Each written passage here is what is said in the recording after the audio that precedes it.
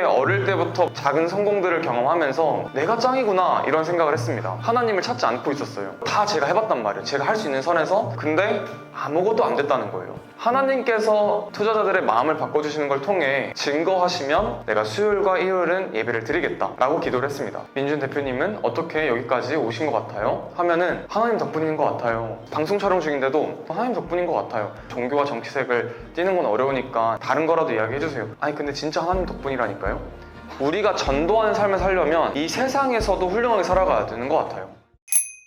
사실 이렇게 간증을 요청해주시는 곳은 처음이에요. 초원을 하다 보니까 이렇게 간증 자리까지 오게 됐습니다. 사실 저도 모태신앙이에요. 그래서 제 의지보다는 부모님의 의지로 이제 하나님을 찾게 되었는데, 제가 하나님을 알게 된 거는 태어났을 때부터지만 제가 하나님이 믿어진 것은 다른 것 같더라고요. 시기가. 그러니까 내가 믿는 것과 믿어지는 것은 좀 다른 부분이라는 것을 성인이 되고 나서 알았어요. 왜냐하면 저는 초등학교를 나올 때만 하더라도 과연 하나님이 있을까? 내 인생이 너무 안타까운 불쌍한 아들인 것 같은데, 왜냐면 저는 여유가 있는 가정 환경에서 태어나지는 않았기 때문에 중앙기독 초등학교를 나올 때만 하더라도 저희 부모님은 늘 학비를 걱정하는 것들을 어릴 때부터 보고 자랐어요. 다른 친구들은 학비 걱정이 없는 것 같은데 왜 우리 집만 학비 걱정을 할까? 그래서 어쩌면 하나님을 약간 원망했던 것 같아요, 어릴 때는. 그래서 하나님 없어 라고 생각을 하면서 학창시절을 보냈습니다. 뭐 조금의 자랑을 하자면 고등학생 때 포브스 30세 이하 30인에 이렇게 선정이 된 거예요. 이때까지만 해도 어떤 생각을 했냐면, 와 민준아, 너가 짱이야. 너가 노력했고 너가 대단한 거 맞고 너가 열심히 살은 거에 대한 증거가 너야 라고 생각하고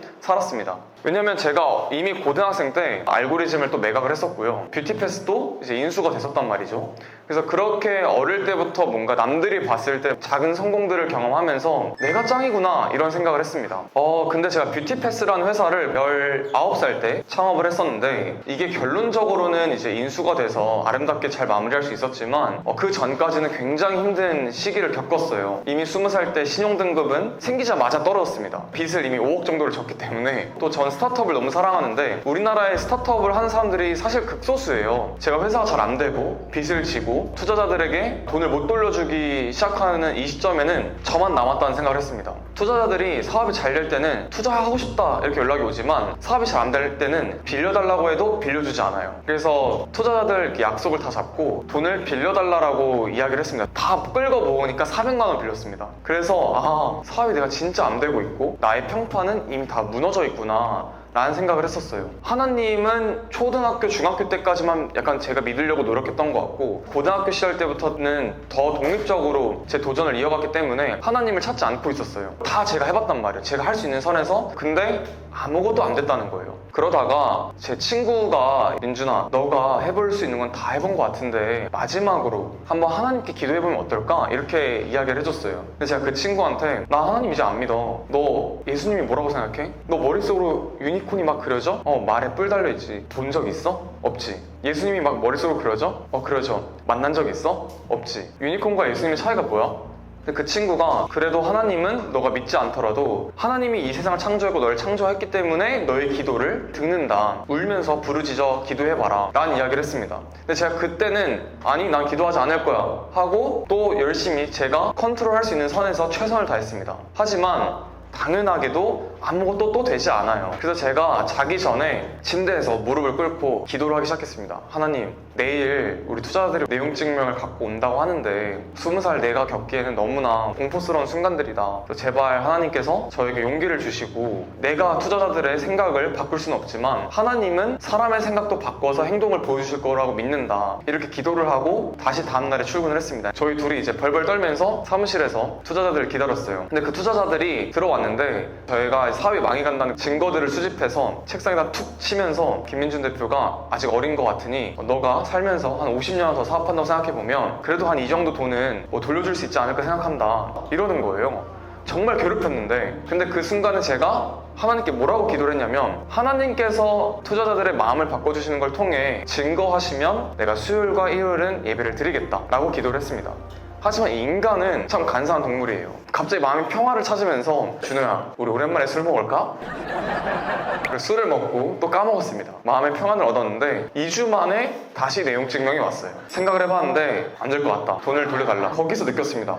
하나님이 나한테 메시지를 준 걸 내가 지금 간과했구나. 그래서 그때부터 가기 싫었지만 강제적인 약속으로 수요일과 일요일을 다니기 시작했어요. 근데 제가 의심이 많은 사람이라 성경을 읽을 때도 신약과 구약의 오류를 찾기 시작했고 과학적 증거를 찾기 시작했습니다. 근데 목사님한테 이런 식으로 물어봤어요. 노아의 방주가 있었다는데 그럼 증거가 있어야 되는 거 아니에요? 목사님이 11조를 하게 되면 너가 받은 것을 다시 돌려주는 그 과정을 통해 하나님은 역사하신다고 성경에 써있다라고 말씀해 주셨어요. 목사님께 또 번쩍 들고 말씀드렸습니다. 저는 아직 믿으려고 노력하는 중인데 이제부터 목사님께 일주일마다 제가 얼마를 벌고 있는지 이야기해드리겠다. 만약에 역사하심이 없으면 하나님은 또 아닐 수도 있겠다는 생각을 한다. 목사님이 어이없어 하시더라고요. 저는 그때부터 정말 11조를 하기 시작했습니다. 근데 그때 돈이 없잖아요. 왜냐면 5억을 갚고 있는 중이니까. 근데 제가 돈도 없는데 어떻게 11조를 내겠어요. 그래서 대학 특강 가면 90만 원을 받잖아요. 통장에 들어오자마자 갖고만 있어도 사탄의 유혹에 빠지기 때문에 그냥 바로 9만 원을 보냈어요. 100만 원이 들어오면 10만 원을 보냈어요.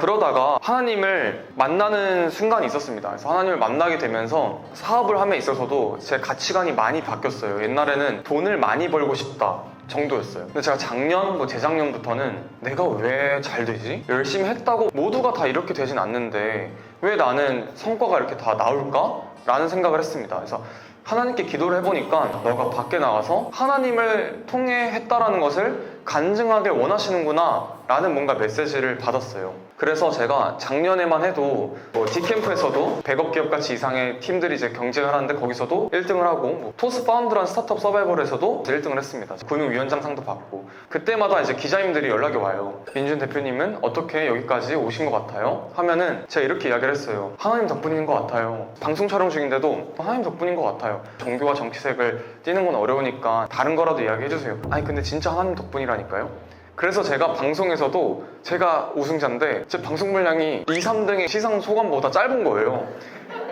왜냐면 저는 계속 진짜 하나님 덕분이라니까요? 이렇게 된 거죠. 그러다가 생각을 했습니다. 나는 훌륭하게 사업을 해야 되고 떳떳하게 정제된 삶을 살아야 된다는 생각을 했던 이유는 내가 혹여 전도하거나 간증할 때 있어서 발목 잡히면 안 된다. 왜? 하나님이 나를 통해 역사심을 보여주고 있는데 내가 똑바로 살아야 된다 라는 생각을 하고 살았거든요. 근데 작년에 인터뷰를 하면서 하나님의 이야기가 다 들어가지 않는 걸 보면서 제가 블로그와 SNS에 간증을 글을 올리기 시작했습니다. 친구들이 민준아 사업함에 있어서 정치와 종교색을 띠는 순간 분명히 욕을 먹을 거야. 괜찮아. 감당할 수 있어. 이렇게 이야기를 했었어요. 갑자기 그 드로우 앤드류님을 만나게 된 거예요. 예전에 밥을 2번 먹었거든요. 근데 내외하는 사이였습니다. 굳이 앤드류님도 잘나가지고 저한테 뭐 밥 먹자 하지 않고 저도 너 잘난 말겠는데 나도 너랑 밥 굳이 안 먹어도 되거든? 약간 이런 스탠스였다가 앤드류님을 오랜만에 만나서 성경 얘기를 막 하기 시작한 거죠. 그러다가 우리 유튜브를 해보자. 그래서 유튜브를 하기 시작했습니다. 그러니까 어느 순간에 인터뷰를 통해 간접적으로 간증하는 게 아니라 내가 내 스스로 간증할 수 있는 기회들이 많이 열린다는 느낌을 받았어요. 근데 어웨이크 코퍼레이션이 크리에이터들을 위한 서비스를 운영하는 기업이에요. 그래서 3년 정도 알차게 이제 크리에이터를 위한 사업을 해왔고 지금도 그 사업은 유지가 되고 있습니다만 제가 올해 1월 달에 크리에이터 사업을 하다 보면 기업이 할 수 있는 수준은 정말 잘 되더라도 몇백억 버는 마케팅 대행사 수준이 될 것 같아. 근데 우리가 열심히 사는 이유는 조 단위의 기업을 만들어야 되는데 과연 우리가 마케팅 대행만으로 조 단위의 기업이 될 수 있을까? 잘 안 될 것 같아. 그래서 신사업을 한번 찾아보자 해서 3개월 동안 여러 가지 크리에이터 사업 안에서 많이 찾아봤어요. 못 찾았습니다, 결론은. 그러다가 너무 힘들어서 아무리 생각해도 최고의 크리에이터는 내가 봤을 때는 하나님이야. 하나님이 최고의 크리에이터야 라고 했습니다. 근데 그 당시만 해도 크리스찬이 아닌 팀원들도 당연히 있었어요. 근데 그 팀원들이 왜 하나님이 크리에이터예요? 라고 물어봤고 유튜버도 팬과 미팅을 한다. 하나님은 일주일에 한 번씩 팬미팅을 한다. 두 번째, 크리에이터도 후원을 받는다. 하나님은 11조를 받는다. 더 중요한 건 사람인 크리에이터는 나락을 많이 가지만 우리 하나님은 나락도 안 가요. 2000년 동안 견고하게 위험을 관리하시는 분이세요. 저희 팀원들이 그렇다면 요즘 챗 GPT가 대두되고 있는데 챗 GPT로 하나님과 대화할 수 있는 게 있으면 어떨까요? 라고 물어봤어요. 근데 제가 굉장히 위험한 생각입니다. 사업을 성공하는 것도 되게 중요한데요. 전 성공하고 지옥 간다면 그건 원치 않아요. 그래서 제가 안 된다고 했습니다. 근데 그때 저희 팀원들이 그러면 우리 작게 만들어 볼게요 해서 3명이 3일 동안만 시간을 써서 만든 거예요. 주님 AI라는 거를 만들어서 제가 큐티하는 단톡방 30명한테만 보내줬어요. 왜냐면 그 의도를 잘 모르는 분들이 쓰시면 위험할까 봐. 그리고 저는 주말이니까 꿀잠을 잤어요. 그리고 월요일이 됐는데 팀원들이 너무 신나하는 거예요. 너무 잘 됐다고. 그래서 일주일 동안 3만 명의 그래프가 찍혔고 5만 개의 질문, 마케팅 없이 사람들의 뜨거운 반응들이 있기 시작했습니다. 트위터에서도 난리가 났어요. 인스타그램에서도 DM들이 와요. 내가 주님의 애를 쓰고 나서 죽고 싶었지만 마음을 다잡았다. 그래서 그때 생각했습니다.